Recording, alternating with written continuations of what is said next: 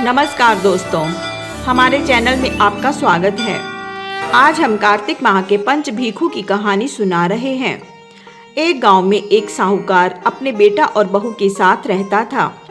उसकी बहू सुंदर होने के साथ साथ सुशील और संस्कारी भी थी। वह एक पतिव्रता स्त्री थी। उसने प्रण लिया था कि वह कभी भी किसी पर पुरुष के सामने नहीं जाती थी। पूरे घर का काम वह बड़ी कुशलता से करती। वह नित्य भगवान की पूजा भी करती थी। पुण्य कर्मों में उसकी बहुत रुचि थी। प्रतिवर्ष वह कार्तिक माह स्नान और व्रत किया करती थी। वह कार्तिक स्नान के लिए नित्य गंगा जी जाती थी, लेकिन कोई पर पुरुष उसे ना देख ले, इसीलिए वह सूर्य निकलने से पहले अंधेरे में ही स्नान करके घर लौट आती थी। एक बार उस नगर के राजा के बेटे ने भी कार्तिक स्नान का मन बनाया। वह जब गंगा घाट पर गया तो वहां पर घाट गीला था। वह सोचने लगा कि मैं तो इतनी जल्दी आया हूँ, ये कौन है जो मुझसे भी पहले नहाकर चला गया। अगले दिन फिर वही हुआ। राजा का लड़का हैरान था कि ये कौन है जो इतनी सुबह सुबह आकर नहाता है और चला जाता है। ऐसे ही प्रतिदिन उसे घाट गीला ही मिलता। कार्तिक माह के अंतिम 6 दिन ही शेष रह गए थे। उस दिन साहूकार की बहू स्नान करके घर वापस जा रही थी। तभी राजा का बेटा भी स्नान करने के लिए आ रहा था। जब उसने कुछ आवाजें सुनी तो वह जल्दी जल्दी से घर वापस जाने लगी। इस जल्दबाजी में वह अपनी माला और मोजड़ी वहीं घाट पर छोड़ आई। राजा के बेटे ने जब घाट पर वह माला और मोजड़ी देखी तो वह समझ गया कि यह कोई स्त्री है जो मुझसे भी पहले स्नान करके चली जाती है। उसने कुछ सोचा और फिर माला और मोजड़ी हाथ में उठा ली। वह बोला कि जिस स्त्री की माला और मोजड़ी इतनी सुंदर है, वह खुद कितनी सुंदर होगी। उसके मन में पाप आ गया। उसने मुनादी करा दी कि जिस स्त्री की यह माला और मोजड़ी है, वह 5 रात के लिए मेरे पास आएगी। पूरे नगर में इस बात की थू थू होने लगी, किंतु राजा का लड़का है, कोई कुछ बोल भी नहीं सकता।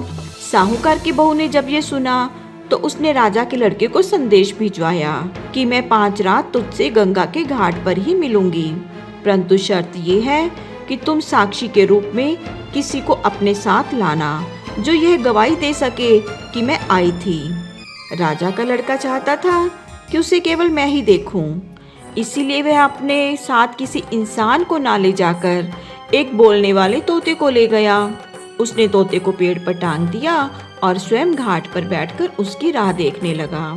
रात को जब वह साहूकार की बहू घाट पर आई और पहली पौड़ी पर पांव रखते ही वह मन में बोली, हे कार्तिक के ठाकुर, हे राई दामोदर, 5 पांडव, छठे नारायण, भीकम के राजा, मुझ पर कृपा करो।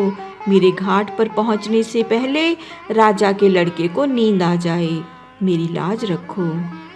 तभी राजा के लड़के को नींद आ गई। जब वह नहाकर जाने लगी तो वह तोते से बोली, सुआ सुआ तेरे गल डालूंगी हीरा, मेरी साख भरियो मेरे वीरा। सुआ यानी तोता बोला कि कभी वीर भी साख भरता है। तब वह बोली, सुआ सुआ सुबह तेरे पग डालूंगी गेवर, मेरी साख भरियो मेरे देवर। सुआ ने कहा कि ठीक है भाभी, मैं तेरी साख भरूंगा, और वह चली गई। फिर वह राजकुमार हड़बड़ा कर उठा और सुआ से बोला कि क्या वह आई थी, वो कैसी थी।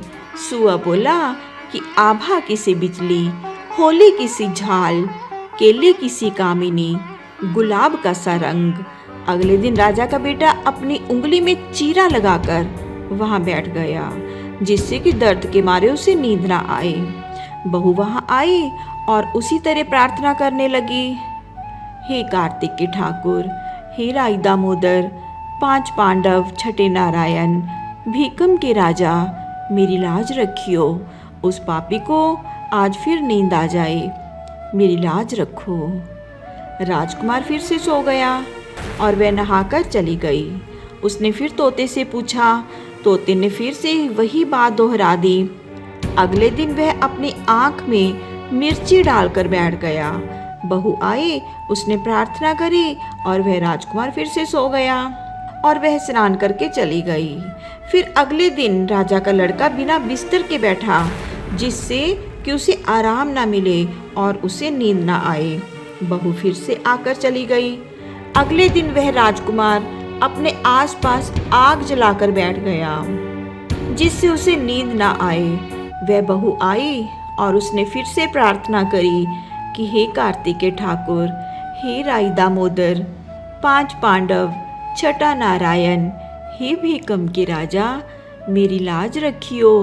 4 रातें तो मेरी निकाल दी, आज अंतिम रात है, आज की रात और निकाल दो, मेरी लाज रखो भगवान। भगवान ने उसकी प्रार्थना सुनी और राजकुमार को फिर से नींद आ गई। स्नान करके जब वह जाने लगी तो तोते से बोली कि हे सुआ, इस पापी से कह देना कि 5 रात पूरी हो गई है, मेरी माला और मोजड़ी मेरे घर भिजवा दे। सुबह उसने तोते से पूछा कि क्या वह आई थी, तो तोते ने कहा कि हाँ आई थी, उसने माला और मोजड़ी घर भिजवाने को कहा है। राजकुमार ने सोचा कि वह स्त्री तो सती थी, इसीलिए भगवान ने उसकी लाज बचाई। कुछ दिनों पश्चात राजकुमार को कोढ़ हो गया। राजा ने ब्राह्मणों को बुलाकर इसका कारण पूछा और बोला कि मेरे बेटे का शरीर इतना क्यों जल रहा है, इसने तो कार्तिक स्नान भी किया था, फिर ये सब कैसे हुआ। तब ब्राह्मणों ने बताया कि इसने एक पतिव्रता स्त्री पर बुरी दृष्टि डाली, उसी पाप के कारण उसे कोढ़ हुआ। राजा ने इसका उपाय पूछा तो उन्होंने कहा कि जब वह उस साहूकार की बहू को अपनी धर्म की बहन बनाएगा और उसके स्नान किए हुए जल से नहाएगा, तभी इसका कोढ़ ठीक हो सकता है। तब राजा उसकी माला और मोजड़ी लेकर साहूकार के घर गया और साहूकार से बोला कि ये माला और मोजड़ी आपकी बहू की है, उसे दे दो और उसके नहाए हुए जल को मेरे बेटे के ऊपर डाल दो।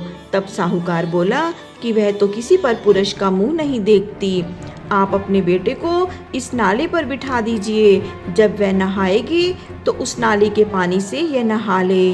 राजा ने ऐसा ही किया, कुछ दिनों में उसका कोढ़ ठीक हो गया। हे भिखु देवता, जैसा आपने साहूकार की बहू का सत रखा, वैसे ही सबका रखना। बोलिए विष्णु भगवान की जय। दोस्तों, ये कहानी आज की आपको कैसी लगी अवश्य बताएं और चैनल को सब्सक्राइब भी कर लीजिएगा। धन्यवाद।